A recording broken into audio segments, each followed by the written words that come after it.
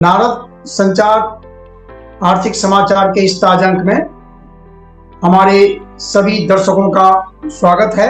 और ऐसे समय जब देश के 5 राज्यों में अगले महीने मतदान होने जा रहा है और अंतर्राष्ट्रीय स्तर पर कई घटनाक्रम चल रहे हैं, इन सब चीजों पर आगे स्थिति क्या क्या बनती है,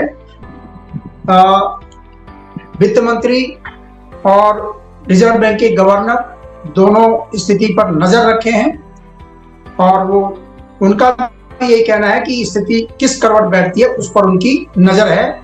तो फिलहाल हम एक ज्वलंत मुद्दे पर बात करते हैं और ये मुद्दा है एम्प्लॉइज पेंशन स्कीम, जो ईपीएफओ जो चलाता है और जिसमें बड़ी संख्या में जिससे लोग जुड़े हुए हैं, एम्प्लॉइज पेंशन स्कीम 95।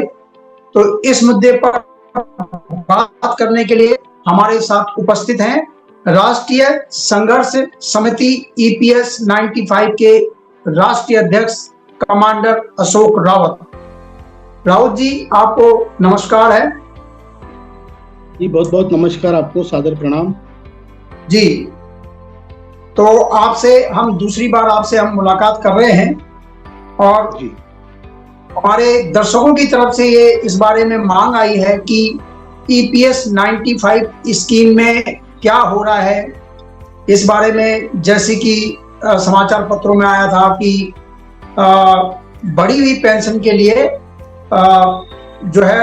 जो रिटायर पर्सन है या जो वर्तमान में नौकरी पर है, उनसे विकल्प को इस्तेमाल करने के बारे में रिटर्न में लिखित में मांगा गया था।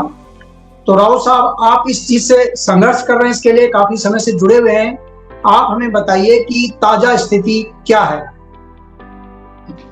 जी देखिए, ईपीएस 95 की जो ये स्कीम है वो 1995 में बनी थी। इसमें जितने भारत का पूरा औद्योगिक क्षेत्र आता है, संपूर्ण औद्योगिक क्षेत्र हमारे देश का इस स्कीम में आता है, एक्सेप्ट फॉर सिर्फ छोड़ के जो शासकीय कर्मचारी है उनको छोड़ के बाकी इंडस्ट्रियल वर्कर्स, चाहे वो प्राइवेट इंडस्ट्री हो, चाहे वो सरकारी इंडस्ट्री हो, चाहे वो पीएसयूज हो, जितने बोर्ड, मंडल, महामंडल, निगम, ये सारे के कर्मचारी इसमें आता है। चाहे वो होटल हो जहाँ 20 लोग काम करते हो, वो भी स्कीम में आता है।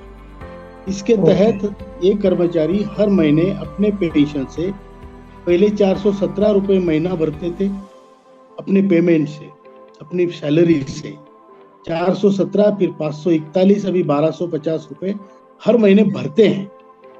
और जबकि उनका 30 साल का, वो वैसे तो भर रहे हो 1971 से, तो इन सबका जो पैसा जमा सरकार के पास एक नॉर्मल पोस्टल आरडी के हिसाब से, रिकरिंग डिपॉजिट के हिसाब से हर किसी का गवर्नमेंट के पास तकरीबन 20 लाख रुपए जमा होता है। और ऐसे पेंशनर जो 1171 रुपया पाता है, उसको क्या करेंगे हम इसमें इतने 1171 रुपए में, आप ये बताइए।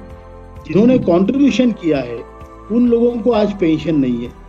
ये सबसे बड़ा धोखा है और ये एक सरकार की बात नहीं, ये पहले से ही चलता आ रहा है और इसको हम सुधारना चाहते हैं। है कि मिनिमम पेंशन 7,500 और महंगाई भत्ता सरकार दे, जो 2 लोगों के जीने के लिए सफिशिएंट है। हम ज्यादा नहीं मांग रहे, 7,500 महंगाई भत्ता और उसके साथ मेडिकल फैसिलिटी मिले। फिर जो मुद्दा आपने अभी उठाया वो भी मुद्दा साथ में है कि कुछ लोगों को ये लगता है कि भाई हमारे जो पैसे कटे हैं उससे ज्यादा कटवाते भले, लेकिन हमें पूरी पेंशन पे, पूरे वेतन पे पेंशन चाहिए। तो उसके लिए सुप्रीम कोर्ट का निर्णय था कि जो लोग, जैसे अगर मुझे 1 लाख रुपए सैलरी है तो मैं 1 लाख रुपए में 8.33 भरूं, जो हमने पहले बेसिक एक तय की हुई वेतन पे भरा हुआ है। पहले 5,000, फिर 6,500 का मूल वेतन समझा है, अभी 15,000 का मूल वेतन समझ के उतने सीलिंग पे हमारा पैसा कटा है। तो लोगों को भाई, कुछ लोग ऐसे हैं कि जिनको ज्यादा सैलरी है, वो चाहते हैं कि मैं पूरे सैलरी पे पैसा भरूं और मुझे पूरे सैलरी पे पेंशन मिले। ये सुविधा स्कीम में थी। निर्णय के हिसाब से अभी जी लोगों को ये बताया जा रहा है कि तुम इतने पैसे भरो, फॉर्म भरो, अगर आपको हायर पेंशन चाहिए। दो अलग अलग मामले हैं। हम्म, हायर पेंशन का मामला कोर्ट में गया था। कोर्ट के निर्णय से ईपीएफओ लोगों पे वो लागू करने की कोशिश कर रहा है, अभी तक लागू नहीं हुआ जी है। जी और मिनिमम पेंशन का मामला है कि हर किसी को 7,500 महंगाई भत्ता मिले, ना पैसे का देना हो ना पैसे का लेना हो। हमारे राहुल 20 लाख साहब, रुपए आपके हाँ मैं, हमारे 20 लाख रुपए आपके पास पड़े हैं। उस जी 20 लाख के एवज में हमें 7,500 महंगाई भत्ता और मेडिकल फैसिलिटी दे दो। इसलिए वो डेडलाइन खत्म हो रही थी, तो हमारी संगठन ने रिक्वेस्ट किया कि आप एम्प्लॉयर को 3 महीने की डेट बढ़ा के दे दो, लेकिन ओके उनसे डाटा ले लो। जब एम्प्लॉयर का डाटा इस मामले में ईपीएफओ के पास जाएगा, तभी ईपीएफओ तय कर पाएगा कि इन लोगों को पेंशन कितनी बैठती है, पेंशन कितनी बैठती है, पैसा कितना भरना है, कितना एरियर्स बनता है। अब एम्प्लॉयर ने डाटा देना शुरू किया है या वो दे रहे हैं, दिसंबर तक उनकी डेडलाइन है। अब इस बीच लोगों में कंफ्यूजन है। आपने बहुत अच्छा किया जो ये इंटरव्यू ले रहे हैं। लोगों में कंफ्यूजन है कि मेरा क्या हो रहा है। तो हाँ दिसंबर एंड के बाद जो होना चाहिए वो ये है, दिसंबर एंड को, हाँ दिसंबर हाँ तक उनको डेट बढ़ा के दी है। ओके तो एम्प्लॉयर दिसंबर तक डाटा, एम्प्लॉयर ने आइडियली स्पीकिंग दिसंबर तक डाटा ईपीएफओ के पास जाना चाहिए। ईपीएफओ तब तय कर पाएगा कि एक फला एम्प्लॉय का इतना एरियर्स बनता है, उसको इतने पैसे ब्याज के समेत भरना है। ये भरना एम्प्लॉय को है, एम्प्लॉयर को नहीं। एम्प्लॉयर सिर्फ डाटा देगा। जी जी एम्प्लॉय इतना पैसा भरेगा, उसका एरियर्स इतना बनेगा, और फिर उसके बाद उसकी पेंशन इतनी बढ़ेगी। तो समझिए, अगर एक केस के तौर पे अगर किसी आदमी को 4 लाख रुपए भरना है और उसको 2 लाख रुपए वापिस मिलना है, और 2 लाख उसके गए जेब से वो वापिस नहीं आएंगे, और उसकी पेंशन 1,000 बढ़ रही है, तो उस हिसाब से उसको वो फायदेमंद नहीं होगा। कुछ लोगों को फायदा होगा कि उसको पैसे ज्यादा नहीं भरने पड़ेंगे, एरियर ज्यादा मिलेंगे और पेंशन थोड़ी बढ़ेगी, तो वो लोग इस विकल्प को अपना सकते हैं। लेकिन जिनको पैसा भर के फायदा नहीं होगा, उसमें विकल्प को अपनाने में कोई फायदा नहीं है। ये तब तक एरियर कब से मिलेगा, फिगर आएगी। एरियर कब से मिलेगा, एरियर जो मिलना है उसमें वो कब से मिलेगा अगर पैसे भरते हैं आज? सुप्रीम कोर्ट के निर्णय अनुसार आपको पैसे भरने हैं आपकी पूरी सैलरी पे। पहले आपने 5,000 रुपए भरे, फिर 6,500 रुपए भरे बेसिक समझ के। अगर आपकी तब तनख्वाह उस समय 20,000 थी या 25 थी या 50 थी, जैसे जैसे आपकी तनख्वाह बढ़ती गई उस हिसाब से आप 8.33 भरेंगे इंटरेस्ट के साथ, जिसमें से पहले भरी हुई अमाउंट माइनस हो जाएगी, और इंटरेस्ट के साथ आपका कितना पैसा बनता है जब तक आप रिटायर्ड हुए तब तक का पैसा भरना पड़ेगा। और जब आप रिटायर हुए तब से आपकी पेंशन उस हिसाब से शुरू होगी, तो उसका भी कितना पैसा बनता है आज की तारीख तक वो ईपीएफओ आपको देगा। मतलब आपकी पेंशन पूरी समझी जाएगी, लेकिन ईपीएफओ पूरी पेंशन तब से देगा जब से आप रिटायर्ड हुए हैं, और आप तब तक पैसे भरोगे जब तक आप रिटायर्ड नहीं हुए हैं, मतलब रिटायर होने तक के। तो ये बेसिकली जो आपने पहले कम अमाउंट पे भरा वो ज्यादा अमाउंट पे भरना है, और आप आज की तारीख में भर रहे हैं तो आपको पिछला इंटरेस्ट भी देना है, उस समय का जो भी इंटरेस्ट रेट रहा होगा। तो ये बहुत बड़ा कैलकुलेशन है और लोगों की तादाद बहुत ज्यादा है, तो इसमें टाइम लग रहा है, जो कि आपके पास कोई डाटा है राहुल साहब, आपके पास कोई डाटा है कितने लोगों ने भरा है फॉर्म? देखिए सर, टोटल जो रिटायर्ड लोग हैं वो है 75 लाख तकरीबन। 75 लाख लोगों में से मैंने ऐसा सुना है कि तकरीबन 12 लाख लोगों ने फॉर्म भरे हैं। ओके। 12 लाख लोगों में से उन्होंने कई 3 लाख या 1.5 लाख ऐसा कुछ आंकड़े के फॉर्म हैं जो उन्होंने स्वीकार किए हैं। अच्छा। एम्प्लॉयर है, उनको सभी का डाटा देना पड़ेगा, तो उसको टाइम लग सकता है।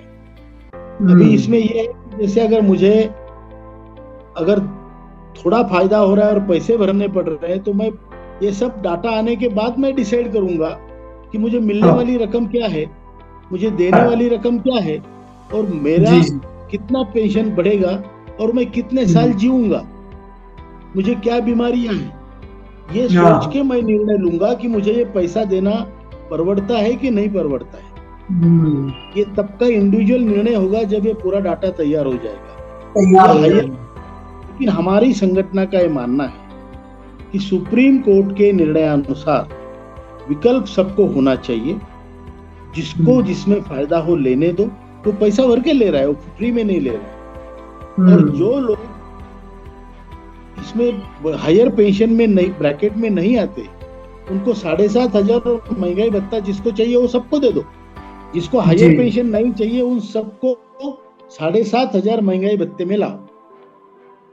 तो तो हाँ जी।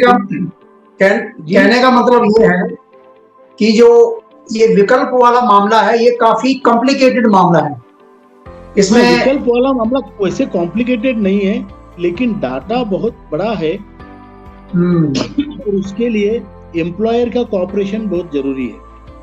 जी जी। एम्प्लॉयर का कॉपरेशन होना चाहिए ईपीएफओ के साथ। ईपीएफओ ने हम्म, भी अपने लोग बढ़ा के डाटा तैयार करना चाहिए, और इनका जल्दी से जल्दी इनको हिसाब, जैसे अगर मैं इंडिविजुअल हूँ, मैं हायर पेंशन लेना चाहता हूँ, तो मुझे 3 चीज सोचने की जरूरत है। कितना पैसा भरना है, कितना पैसा मिलेगा, मेरा नुकसान फायदा उसमें पता चलेगा, और मेरी पेंशन कुछ बढ़ेगी भी या नहीं बढ़ेगी, या 2,000 रुपए पेंशन बढ़ेगी और 5 लाख रुपए भरना है, तो जी। फिर उसमें कोई फायदा नहीं। एक तो चीज और इस मैं टाइप का स्पष्ट हमें। करना चाहूंगा, एक चीज और मैं जी स्पष्ट करना चाहूंगा गाउड साहब, जी कि पहले 5,000 रुपए पे, वो मिनिमम 5,000 रुपए पे कटता था, जो ईपीएस के लिए जो 8.33 कटता था। फिर 6,000 रुपए हुआ, फिर 15,000 रुपए हुआ। तो ये पूरे, आप मान लीजिए आज कोई रिटायर्ड है पर्सन, सेवानिवृत्त है, तो उसकी पूरी सर्विस के दौरान देखा जाएगा या आखिरी कुछ साल के लिए देखा जाएगा कि आखिरी कुछ नहीं साल नहीं, में कितनी। सुप्रीम कोर्ट का निर्णय है कि आपको पहले से ही जितना पेमेंट था, अगर मेरा जब 5,000 लिमिट था और मेरा पेमेंट अगर 7,500 था, तो मैं 7,500 और 5,000 के बीच वाले राशि में 8.33 भरूंगा, और पूरी जो राशि 5,000 वाली प्लस दिस एडिशनल, इसका मैं इंटरेस्ट तब के जमाने से दूंगा। तो 1995 आपने से इंटरेस्ट लगेगा, फिर एक हाँ, तो महीने आपने बाद जो होगा कैलकुलेशन, ऐसा आपका माहवार कैलकुलेशन होगा, और उस जी हिसाब जी। से आपका पैसा जमा होगा। तो किसी फिर ने अगर आपका, मान लीजिए 25 साल या 30 साल नौकरी की है, किसी ने 30 साल हाँ नौकरी की है, तो उसके जी पूरे 30 साल का कैलकुलेशन देखा जाएगा। बिल्कुल, तो बहुत बड़ा काम है ये, तो बहुत बहुत बड़ा लंबा काम, काम है। बहुत लंबा काम है, और हर इंडिविजुअल का सर्विस अलग है, number of hmm, years, her hmm, individual का पेमेंट अलग है, हम्म, बेसिक अलग है, मिलने वाले हम्म, भत्ते अलग है, जो भी है, और हम्म, हर डिपार्टमेंट का अलग है। जैसे आप देखो, रोडवेज में हम्म, या शुगर फैक्ट्रीज में पेमेंट कम थे, कोऑपरेटिव हम्म, बैंक्स में पेमेंट कम थे, ओएनजीसी इसमें आता है, एफसीआई आता है, उसमें पेमेंट ज्यादा थे, आपके हम्म, इलेक्ट्रिसिटी बोर्ड में पेमेंट ज्यादा थे। तो वेरिएशन हम्म, बहुत है। तो हम्म, हमारा बल्कि ये कहना है कि आप ये विकल्प बिल्कुल देना चाहिए, हायर पेंशन देना चाहिए, सुप्रीम कोर्ट का ऑर्डर लागू होना चाहिए टू द टी। लेकिन हम्म, उसी के साथ अगर आप मिनिमम पेंशन डिक्लेयर कर दो, 7,500 और महंगाई भत्ता, तो हम्म, बहुत सारे लोग जो ये झंझट में पड़ना नहीं चाहते, सबकी उम्र तो 60 साल के ऊपर है, ज्यादा जी से जी। ज्यादा लोग 70 साल के भी ऊपर है। तो ऐसे हम्म, लोगों को वो ये झंझट में ना पड़ते हुए मिनिमम पेंशन लेके अपनी बची कुची 5-10 साल की जिंदगी जी सकते हैं। इस चीज को काफी विस्तार के साथ आपने बताया है, और मैं उम्मीद करता हूं कि हमारे दर्शकों को कुछ इसके बारे में और अच्छी जानकारी मिली होगी कि सरकार को आपकी जो मांग है, जो आप पिछले 7 साल से इसके लिए लगातार संघर्ष कर रहे हैं, कि 7,500 रुपए न्यूनतम सबको एक मुश्त दे दी जाए, कि ये आपकी न्यूनतम पेंशन है, ताकि जो सेवानिवृत्त लोग हैं और जिन्होंने विकल्प को भी नहीं अपनाया है, उनको थोड़ा बहुत सहारा इसका मिल सके। और जो आगे जिन लोगों ने फॉर्म भरे हैं, आपने बताया कि सिर्फ 12 लाख लोगों ने भरे, उसमें से भी 3.5 लाख का उन्होंने सिर्फ स्वीकार किया है, तो उनके भी मामले जल्द से जल्द उनके सामने पेश किए जाए, ताकि लोगों को ये समझने का मौका मिले कि कितनी उनको पेंशन मिल रही है, कितना उनको भरना है, कितना उनको एरियर मिलेगा रिटायरमेंट के बाद से, जो उनका समय है 2 साल, 3 साल, 4 साल। तो ये सब काफी कैलकुलेशन की बात है, समझने की बात है। जैसा कि आपने बताया कि किसकी उम्र कितनी है, कितनी बीमारियां हैं, क्या उनको लगता है कि भैया जीवन कितना है, तो ये सब देखना पड़ेगा। तो इसके साथ ही हम आपसे विदा लेते हैं और ये उम्मीद करते हैं कि आप हमारे इस शो में जब भी इसका कोई फैसला होगा फिर आपको जो है आमंत्रित करेंगे। नमस्कार। जी नमस्कार सर, धन्यवाद।